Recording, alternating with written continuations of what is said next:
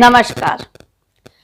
Reporter दीदी की ओर से आप सभी को वसंत पंचमी और गणतंत्र दिवस की हार्दिक शुभकामनाएं, खूब सारी मंगल कामनाएं।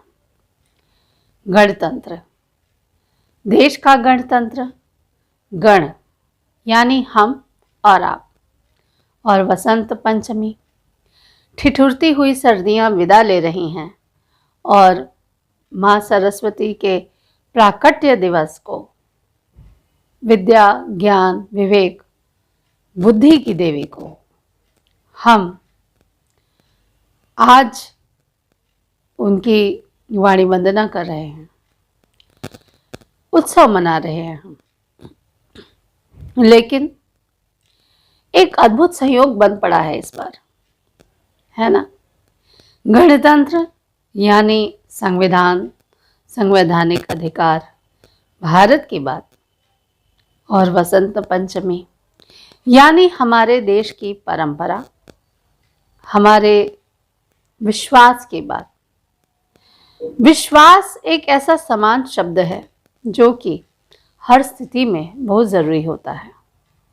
देश के संविधान में विश्वास, अपनी परंपराओं में विश्वास, और परंपराओं में छुपी रूढ़ियों को हटाने के प्रति, अपनी जिम्मेदारियों के प्रति दृढ़ विश्वास। ये बहुत कठिन है।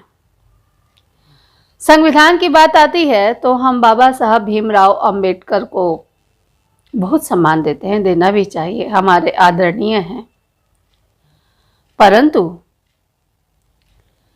इस संविधान को बनाने में ऐसे बहुत सारे गुमनाम चेहरे हैं, क्योंकि ये तो संविधान समिति थी जिसमें महिलाओं का पूरा एक समूह था। कभी कभी उनके योगदान पर भी बात होनी चाहिए, इस पर हम बात करेंगे। आज तो हमने बस इसका उल्लेख कर दिया। अब बात करते हैं अधिकारों की। तो जनता के रूप में, नागरिक के रूप में हमारी जो परेशानी ये है कि हम संविधान को भी अपने फायदे के अनुसार चलाना चाहते हैं। अभिव्यक्ति का अधिकार, अभिव्यक्ति का अधिकार यानी देश को कुछ भी कहने का अधिकार। अधिकार में अनुशासन नाम की रस्सी होनी बहुत ज़रूरी है। अभिव्यक्ति की आज़ादी के नाम पर अगर हम अपनी मर्यादा का ध्यान नहीं रखते हैं तो कहीं ना कहीं कोई ना कोई लगाम तो खींचेगा। तो अधिकारों की परिभाषा के बीच हमें खुद को भी देखते रहने की ज़रूरत है। आपको अधिकार चाहिए। आपको क्या अधिकार चाहिए? तोड़फोड़ करने का अधिकार। बंगाल में हाल ही में वंदे भारत चली और तोड़फोड़ की कई सारी घटनाएं आ चुकी हैं सामने। देश की संपत्ति को क्षति पहुंचाना, अपने आप को क्षति पहुंचाना है। क्या आपको ये अधिकार चाहिए? हम सब जानते हैं कि नशा कितनी बुरी चीज़ है, धूम्रपान कितनी मौतें लेकर आता है, और हर एक मौत के पीछे कई कई लोग अनाथ हो जाते हैं। हम सब जानते हैं कि अश्लील फिल्में समाज को कितना नुकसान पहुंचाती है, लेकिन जब सरकार इस पर रोक लगाती है तो हम अपनी अभिव्यक्ति की आज़ादी का अधिकार, इच्छाओं का अधिकार लेकर सामने आते हैं। अपने अधिकारों की आड़ में क्या हम अपनी गलत आदतों के प्रति भी संरक्षण का अधिकार चाहते हैं? ये सोचने वाली बात है। अभी हमारे देश की महिला खिलाड़ी जो हैं वो बहुत चर्चा में है, दुखद कारणों से। और इतनी बड़ी संस्था में हमारे खिलाड़ी जिस संघर्ष को पार करते हुए हमारे देश के लिए पदक लाते हैं, उनकी परिस्थितियों के बारे में हम कितना कम जानते हैं। और ऐसा है कि विनेश फोगाट जैसी स्थिति हमारे देश के कार्यस्थल में है। यह ध्यान रहे कि जब उत्पीड़न की बात हो तो सिर्फ स्त्री उत्पीड़न की बात ना हो, उत्पीड़न को समग्रता से देखिए। हमारे दफ्तरों में बगैर किसी बात के गालियां खाते पुरुष कर्मचारी, ओवरटाइम करते और जबरदस्ती का ओवरटाइम करवाए जाते पुरुष अधिकारी भी उतनी ही संवेदना के अधिकारी हैं जितने की महिला, कोई भी स्त्री। दरअसल जब हम संविधान की बात करें और अपने अधिकारों की बात करें तो हमें सबसे पहले ये सीखना होगा कि हमें खुद को किसी जेंडर से आगे जाकर एक मनुष्य के रूप में देखना सीखना होगा। जब आप खुद को एक मनुष्य के रूप में देखना सीखेंगे तो आप सामने वाले की परेशानी को समझेंगे और उसके रूप में विचार करेंगे कि आप उस जगह होते तो क्या होता। अब सवाल बार बार ये उठता है, चाहे विनेश फोगाट हो, चाहे ऐसी कोई भी महिला खिलाड़ी हो, चाहे कोई भी महिला हो या पुरुष हो, क्योंकि पुरुष भी उत्पीड़न का शिकार होते हैं, वो बोलते नहीं हैं, यह बात और है। कई बार होता है कि महिलाएं मुखर होती हैं और पुरुष बहुत इंट्रोवर्ट होते हैं, वो किसी से कुछ बोल नहीं पाते और यहाँ पर बहुत सारी महिलाएं उन पर हावी होने की कोशिश करती हैं। तो ऐसे पुरुषों की रक्षा कौन करेगा? और बहुत सारी बार ये तो अक्सर होता है कि महिलाओं को दबाया जाता है। तो कहने का मतलब ये है कि हम एक दूसरे को सपोर्ट करें। समस्या क्या है जानते हैं? हम लोग एक दूसरे के कॉम्पिटिटर बन गए हैं, प्रतियोगिता कर रहे हैं। एक राज्य दूसरे राज्य से प्रतियोगिता कर रहा है, इस राज्य का नागरिक दूसरे राज्य के नागरिक से प्रतियोगिता कर रहा है, एक महिला एक पुरुष एक महिला से प्रतियोगिता कर रहा है। लेकिन घर हो, परिवार हो, देश हो, वो प्रतियोगिता से कम सहभागिता से ज़्यादा चलता है। प्रतियोगिता हो तो स्वस्थ प्रतियोगिता हो। अब एक सीधी सी बात, हमें ये भी देखना होगा कि हम किस तरह के लोगों को सामने ला रहे हैं। क्या हम महिलाओं के रूप में रबर स्टैम्प रह जाने वाली प्रतिनिधियों को सामने लाना चाहते हैं? तो वो प्रकारांतर में उसी पुरुष सत्ता, उस पितृसत्ता का ही शासन होगा। तो फिर ऐसे परिवर्तन का क्या फायदा?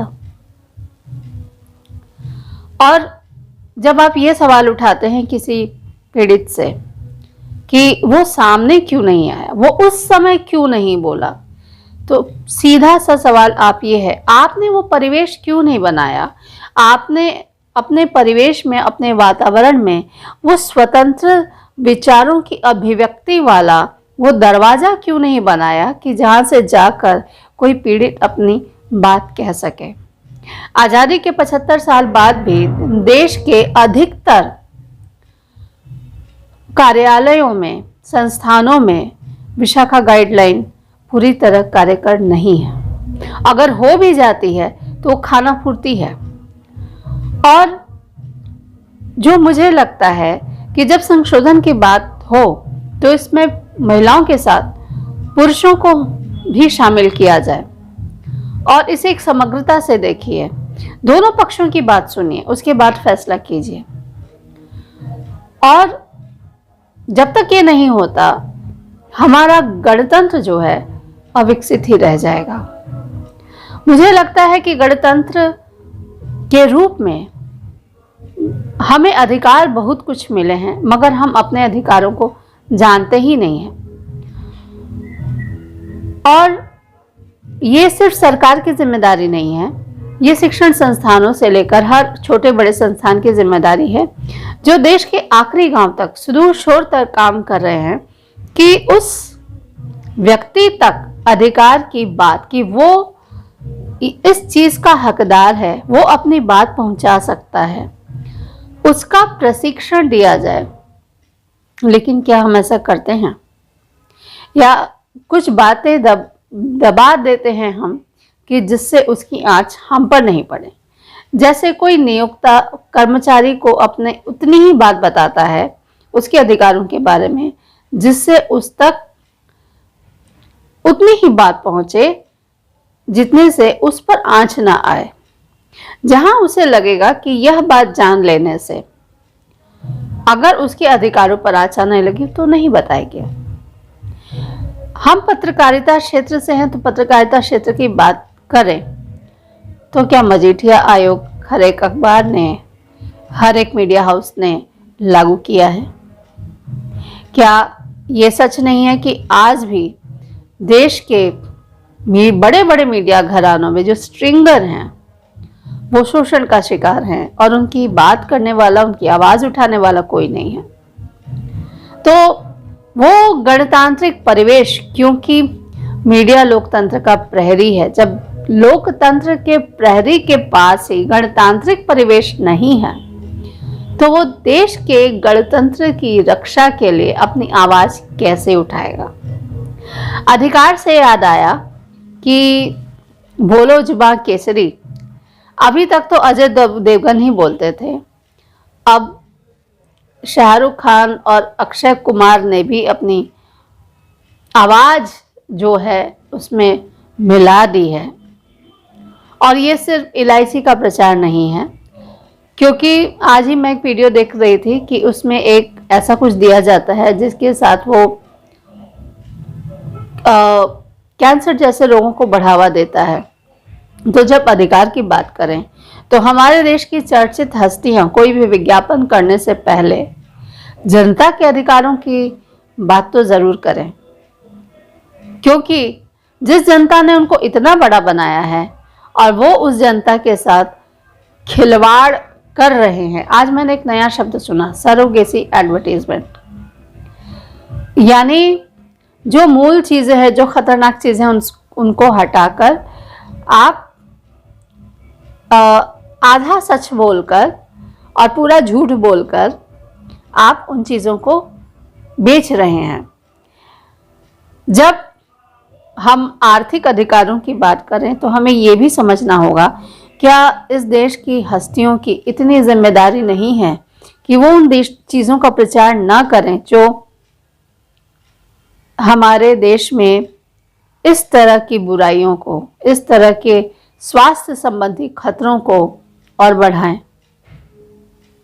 आखिर जब हम लैंगिक विषमता की बात करते हैं, जब हम रंग के आधार पर भेदभाव की बात करते हैं, तो कोई भी सेलिब्रिटी अगर किसी सौंदर्य उत्पाद का, खास तौर से गोरापन बढ़ाने वाले उत्पाद का जब प्रचार करता है तो कहीं ना कहीं उसे रुककर देखने की जरूरत है कि आखिर वो क्या संदेश दे रहा है। आप एक हस्ती हैं, एक व्यक्तित्व है, लाखों युवा आपको देखते हैं, तो आपकी जिम्मेदारी बढ़ जाती है और आपके आर्थिक उपार्जन के अधिकार से आपका यह दायित्व कम नहीं होता। आपको जब अधिकार की बात करनी है तो मैं ये पूछना चाहती हूँ, आपको धूम्रपान का अधिकार चाहिए? ऐसे धूम्रपान की आज़ादी किस काम की जिसका धुआं सिर्फ आपको नहीं उस व्यक्ति को भी बीमार कर दे जो कि उस धुएं से कोई संबंध ही नहीं रखता। तो अधिकारों की भी अपनी सीमा है और जिस अधिकार को, यानी मैं नशे की बात करूं, उसके बाद अपने पैर भी सीधे न रख पाए तो ऐसे अधिकार का क्या फायदा। अब बात आती है वस्त्रों के अधिकार की। ये सुनने में बड़ा अच्छा लगता है कि हम ये भी पहनेंगे, हम वो भी पहनेंगे, लेकिन आपको ये तय करना होगा कि आप कौन सा वस्त्र कहाँ पहनेंगे। जब हम अपने दफ्तरों में, अपने स्कूलों में एक ड्रेस कोड का पालन करते हैं तो हमें सार्वजनिक स्थलों पर भी एक ड्रेस कोड है, जो एक मर्यादा है, जो एक गरिमा है, उसका पालन करना चाहिए। आप जब किसी सड़क पर चल रहे हैं, आप अपने कमरे में एक पूरा व्यक्तित्व है, वहाँ आपको कोई देख नहीं रहा है, लेकिन जब आप सड़क पर चल रहे हैं तब आपको लोग देख रहे हैं। हम ये नहीं कहते कि आप बुर्का पहनकर घूमिए, लेकिन आप एक ऐसा परिधान तो पहन सकते हैं जो कि थोड़ा सा मर्यादित हो, थोड़ा गरिमामय हो। आप समुद्र के किनारे बिकनी पहनेंगे, हमें ज़रूर पता है, लेकिन क्या आप सड़क के किनारे भी बिकनी पहनेंगे? इसका कोई लॉजिक है?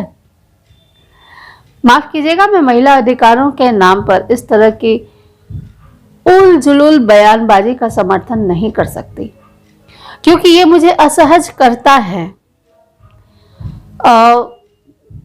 मेरे सामने अगर कोई पुरुष अंतर वस्त्रों में सामने आएगा तो मैं असहज हो जाऊंगी। उसी तरह आप कोई भी महिला अगर किसी पुरुष के सामने सिर्फ अंतर वस्त्रों में जाएगी तो वो असहज हो जाएगा। आप यहाँ पे लैंगिक विषमता की बात मत कीजिए, ये एक समझदारी की बात है। आप कहाँ पहन रही हैं, क्या पहन रही हैं, आप स्त्री हो या पुरुष हो, आप कहाँ पहन रहे हैं, क्या पहन रहे हैं, कौन से चीज़ें, कौन सा गणवेश किस जगह के लिए सही है, ये आपको देखने की ज़रूरत है। मैं अभिव्यक्ति की आज़ादी के नाम पर गाली गलौज का समर्थन नहीं करने वाली। मैं अभिव्यक्ति के नाम पर किसी भी धर्म, चाहे वो कोई भी धर्म हो, उसका मजाक उड़ाने का समर्थन मैं नहीं करती। मैं पहनने के अधिकार के नाम पर इस बात का समर्थन नहीं करती कि आप कुछ भी पहन के सड़क पर निकल जाएं। सड़क हमारी नहीं है, सड़क एक सार्वजनिक स्थल है और सार्वजनिक स्थल पर चलने के कुछ एक नियम होते हैं। और रही बात अब अपने पत्रकार बंधुओं के बारे में, भारती सिंह के बेटे को दांत है, आपके लिए खबर है। आप कह सकते हैं कि खबर लिखने का ये अधिकार है, हमको हाउस ये देता है, लेकिन इसमें आपका व्यक्तित्व कहाँ है? आप कह सकते हैं कि व्यक्तित्व से घर का खर्चा नहीं चलता, लेकिन इससे आप अपना मजाक खुद बनवा रहे हैं। आपकी एक जिम्मेदारी है उस नागरिक के प्रति, उस पाठक के प्रति, जो कि आपके चैनल को देखने के लिए, आपकी पत्रिका को देखने के लिए पैसे दे रहा है। कहने का तात्पर्य ये है, आज की इस पूरी रिपोर्टर दीदी की बातचीत की कहने का मतलब ये है कि अगर हम अपने संविधान की बात करें, अधिकार की बात करें, तो कहीं ना कहीं हम अपने कर्तव्यों की बात भी करें। अधिकारों का अनुशासन से, विवेक से आबद्ध होना बहुत आवश्यक है, क्योंकि स्वतंत्रता का मतलब स्वच्छंदता नहीं होता। अधिकार पाने का मतलब मनमानी नहीं होता। शिक्षा के मंदिर में तोड़फोड़ करना नहीं होता। अश्लील गीत, जो कि हो सकता है कि आप मेरे पीठ पीछे भी सुन रहे होंगे, वो बजाना नहीं होता। तो ऐसा करना गलत है। ज्ञान की देवी, विवेक की देवी, बुद्धि की देवी हम सभी को अपना वरदान दें, उनका वरद हस्त हमारे सिर पे रहे हमेशा, और हम अपने देश के एक अच्छे, सजग, सचेत, विवेकवान नागरिक बन सकें। इसी कामना के साथ आज की बातचीत आप सभी को एक बार गणतंत्र दिवस की, वसंत पंचमी की हार्दिक शुभकामनाएं देते हुए रिपोर्टर दीदी समाप्त करती हैं। नमस्कार। ठीक ठाक से रहिएगा, अगले बार दूसरे टॉपिक के साथ आएंगे, बुझे कि नहीं? नमस्ते।